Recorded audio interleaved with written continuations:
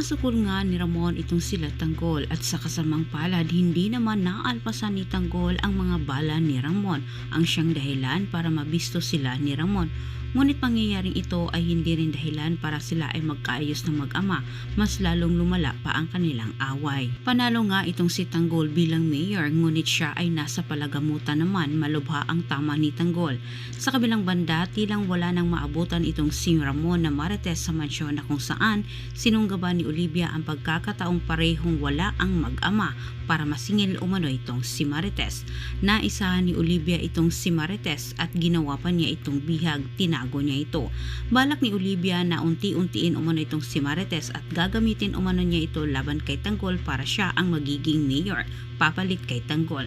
Kampante naman itong si Olivia na hindi maisip ni Tanggol at Ramon na siya ang may hawak kay Marites dahil sigurado naman itong si Olivia na iisipin umano ni Ramon na itong si Marites ay bumalik kay Rigor.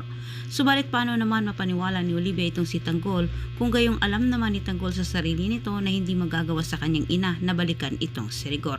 Samantala sa kabilang dako, muling nagkainitan naman itong si Rigor at ang bago nitong kasama sapagkat pinuna ni Rigor itong si Hector sa pampupuri kay Tanggol. Pinagdidiinan ni Rigor na hindi umano mabuting tao itong si Rigor, ngunit ipinagtanggol naman ni Hector itong si Tanggol. Sa pangyayaring ito ay pinag-isipan naman ng masama ni Rigor itong si Hector. Anya nito na sinadya umano ni Tanggol na ilagay itong si Hector para maprotektahan umano ang masasamang interes nila.